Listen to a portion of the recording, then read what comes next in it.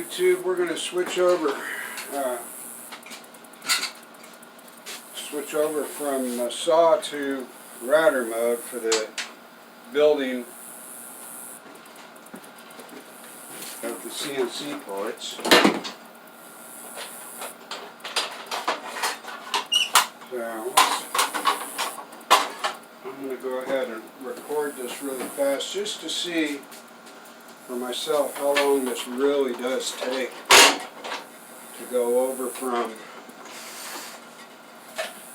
saw mode to router mode. I've never really timed myself, nor have I ever really videotaped what it takes. So we'll just do it really quick.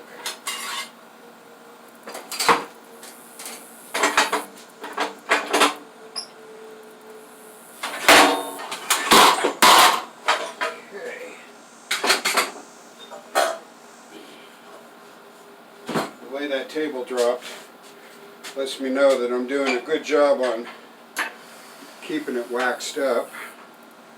If ever any of that stuff sticks, it's because you haven't got it well waxed. Okay, so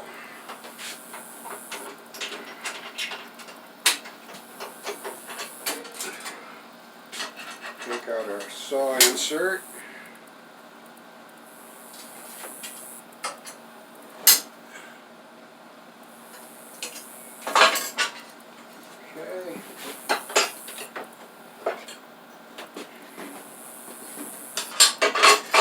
Router insert. Haven't got the new one, the zero clearance, cut out yet. I broke my 1-inch bit because I wasn't paying attention.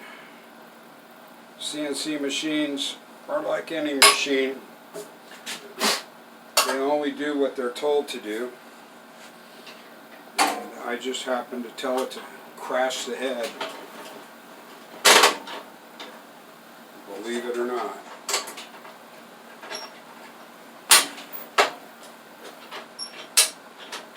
Okay.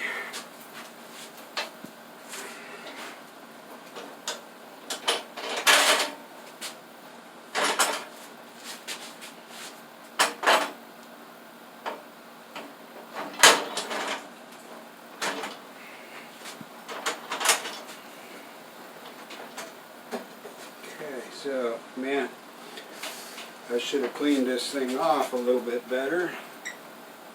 But I didn't. Okay.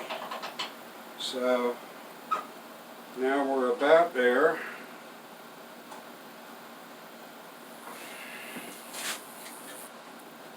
Make sure everything's locked down now. Okay.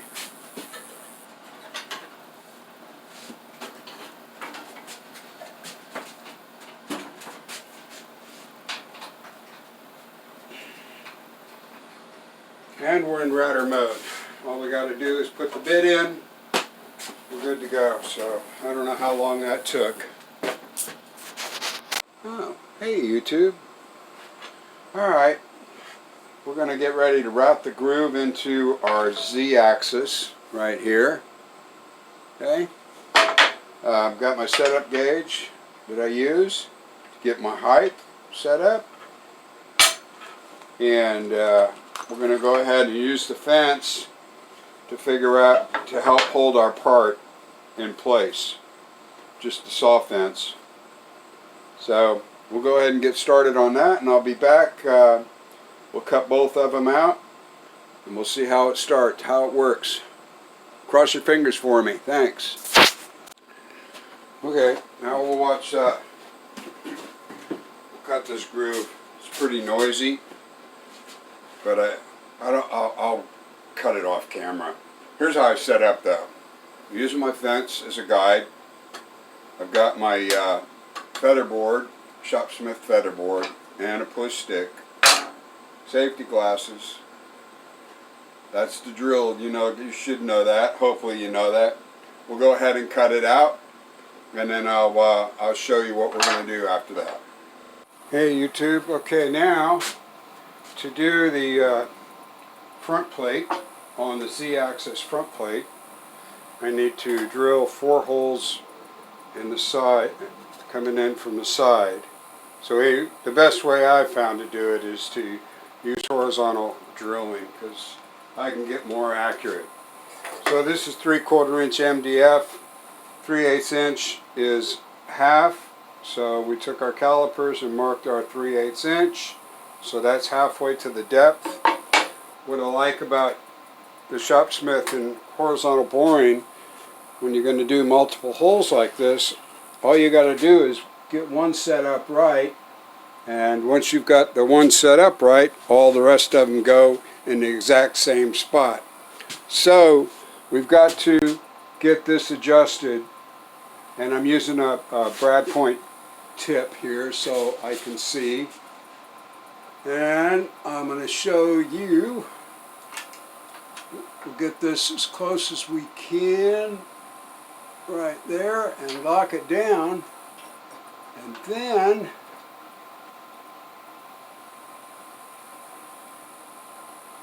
this is always a little bit difficult to do this by hand each time. So what I've got is, let's see, I'm gonna kind of mess this up a little bit. Sorry about the confusion. But I'm going to come down here, another arsenal, a tool in my arsenal, and that's the adjustable stop ring right here. And what that guy is good for is fine-tuning my height, and that's what I do to get it exactly on, because I want it to get exactly on the center of that. So I'll just play with this. Basically what you do is you get your reference point, you spin it. It's like 1/32 of an inch turns, I think. So you can really fine-tune this thing. No sense in you watching it, but I thought you'd like to see that. It is handy to have when you're doing precision work. Now we got it all set up. We got the right to the center. Using my adjustable stop block, got it right on the money. Lined up with my hole here, 1700 RPM. Lock everything down. Fence backing up the workpiece, and we'll go.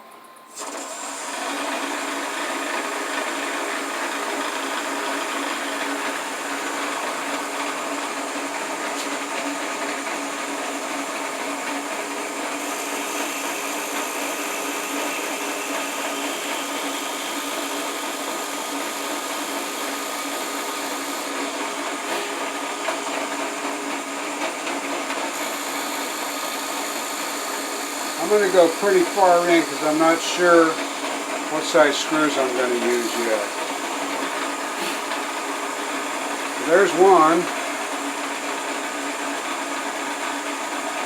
And this is what I like about the Shopsmith. Quite easy to duplicate these cuts.